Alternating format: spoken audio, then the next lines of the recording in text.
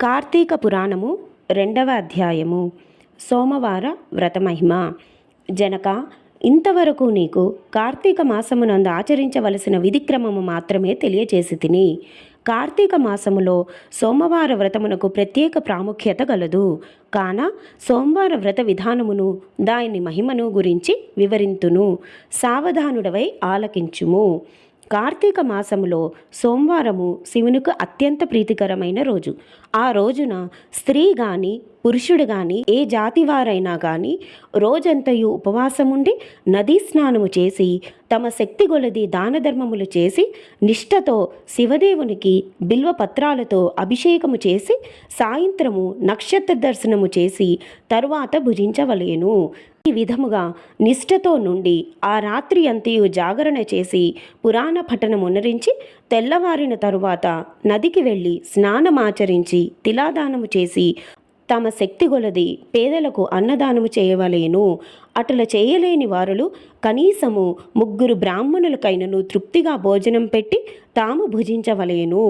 ఉండగలిగిన వారు సోమవారం నాడు 2 పూటల భోజనము గాని ఏ విధమైన ఫలహారము గాని తీసుకొనకుండా ఉండుట మంచిది. ఇట్లు కార్తీక మాసమందు వచ్చి సోమవార వ్రతమును చేసిన ఎడల పరమేశ్వరుడు కైలాస ప్రాప్తి కలిగించి శివ సన్నిధికి చేరును. కార్తీక సోమవార ఫలముచే కుక్క కైలాసం అందుట. పూర్వకాలము కాశ్మీర దేశములో ఒక బ్రాహ్మణుడు కలడు. అతడు పురోహిత వృత్తిని చేపట్టి తమ కుటుంబంను పోషించుకుంటూ ఉండెను. అతనికి చాలా దినములకు ఒక కుమార్తె కలిగెను. ఆమె పేరు స్వాతంత్ర నిష్ఠురి. తండ్రి ఆమెను సౌరాష్ట్ర దేశీయుడు అగు మిత్రశర్మ యను సద్బ్రాహ్మణ యువకునికిచ్చి పెళ్లి చేసెను. ఆ బ్రాహ్మణ యువకుడు 4 వేదములు శాస్త్రములు అభ్యసించిన వాడైనందున సదాచార పరాయణుడై ఉండెను. అతడు భూతదయ కలిగినవాడు, నిత్య సత్యవాది, నిరంతరం భగవన్నామస్మరణ చేయువాడును యగుటచే లోకులెల్లరూ నతనిని అపరబ్రహ్మ అని కూడా చెప్పుకొనుచుండడి వారు. ఇటువంటి ఉత్తమ పురుషుని భార్యయగు నిష్ఠురి యవ్వన గర్వంతో కన్ను మిన్ను గానక పెద్దలను దూషించుచు అత్తమామలను భర్తను తిట్టుచు గొట్టుచు రక్కుచు పరపురుష సాంగత్యము గలదై వ్యభిచారిణి అయి తన ప్రియులు తెచ్చిన తినుబండారములు బట్టలు పువ్వులు ధరించుచు దుష్టురాలై తిరుగుచుండగా వంశమునకు అప్రతిష్ట తెచ్చుచున్నదని అత్తమామలు ఆమెని ఇంటి నుండి వెడలుగొట్టిరి. కానీ శాంత స్వరూపుడగు ఆమె భర్తకు మాత్రము ఆమె యందు అభిమానము పోక ఆమె ఎంతటి నీచ కార్యములు చేసినను సహించి చీ పొమ్మనక విడువక ఆమెతోడనే కాపురము చేయుచుండెను. కానీ చుట్టుప్రక్కల వార నిష్ఠురి గయ్యాలితనమున కేవగించుకొని ఆమెకు కర్కస అనే ఎగతాళి పేరును పెట్టుటచే అది మొదలందరూ దానిని కర్కస అనియే పిలుస్తూ ఉండేవారు.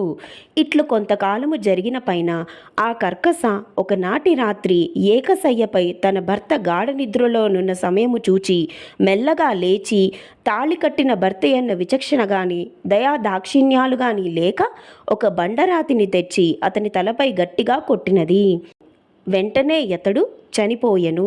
ఆ మృతదేహమును ఎవరి సహాయము అక్కరలేకనే అతి రహస్యంగా దొడ్డిదారిని గొంపోయి ఊరి చివరనున్న పాడునూతిలో బడవేచి పైన చెత్తాచెదారములతో నింపి ఏమీయూ ఎరుగని దానివల ఇంటికి వచ్చెను.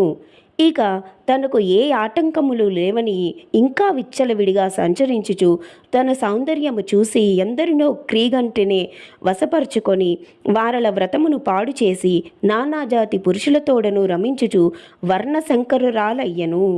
అంతియేగాక పడుచు కన్యలను భర్తలతో కాపురం చేయునున్న పడుచులను తన మాటలతో చేరదీసి వారికి కూడా దుర్బుద్ధులు నేర్పి పాడు చేసి విటులకు తార్చి ధనార్జన కూడా చేయసాగెను. జనకరాజా, యవ్వన బింకము ఎంతో కాలము ఉండదు కదా. కాలమొక్క రీతిగా నడవదు. క్రమక్రమముగా ఆమెలోని యవ్వనము నశించినది. శరీరమందు మేహవ్రణములు బయలుదేరినవి. ఆ వ్రణముల నుండి చీము రక్తము రసి కారుట ప్రారంభమయ్యెను. దానికి తోడు శరీరమంతా కుష్ఠవ్యాధి బయలుదేరి దుర్గంధము వెడలుచున్నది.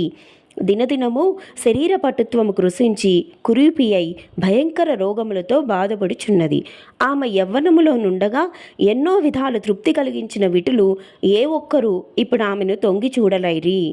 ఆ పరిసర ప్రాంతానికి వెళ్ళిన ఎడల తమనెటులైనను పలకరించునని ఆ వీధి మొగమైనను చూడకుండిరి.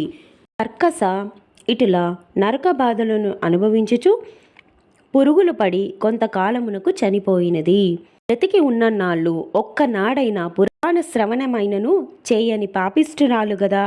చనిపోయిన వెంటనే భయంకరులైన యమభటులు ఆమెను గొంపోయి ప్రేతరాజుకు యముని సన్నిధిలో నుంచగా, యమధర్మరాజు చిత్రగుప్తుల వారిచే ఆమె పాపపుణ్యముల జాబితాను చూపించి, భటులారా, ఈమె పాపచరిత అంతా ఇంత కాదు. వెంటనే ఈమెను తీసుకువెళ్ళి ఎర్రగా కాల్చిన ఇనుప స్తంభమునకు కట్టిపెట్టుడు అని ఆజ్ఞాపించెను.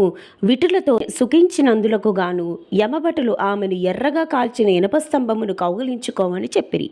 భర్తను బండరాతితో కొట్టి చంపినందుకు గాను ఇనుప గదులతో కొట్టిరి. పతివ్రతలను వ్యభిచారిణులుగా చేసినందుకు సలసలా కాగిన నూనెలో పడవేసిరి. తల్లిదండ్రులకు అత్తమామలకు యపకీర్తి తెచ్చినందుకు సీసము కరిగించి నోటిలోనూ చెవిలోనూ పోసి ఇనుప కడ్డీలు కాల్చి వాతలు పెట్టిరి. తుదకు కుంభీపాకమును నరకములో వేయగా అందు ఇనుప ముక్కులు గల కాకులు, విషసర్పాలు, తేళ్లు, జర్రులు కుట్టినవి. ఆమె చేసిన పాపములకు ఇటు 7 తరాల వాళ్ళు అటు 7 తరాల వాళ్ళు నరక బాధలు పడుచుండిరి. ఈ ప్రకారంగా నరక బాధలను అనుభవించి కడకు కళింగ దేశమున కుక్క జన్మ ఎత్తి ఆకలి బాధ పడలేక ఇల్లిల్లు తిరుగుచుండగా కర్రలతో కొట్టువారు కొట్టుచు, తిట్టువారు తిట్టుచు, తరుమువారు తరుముచు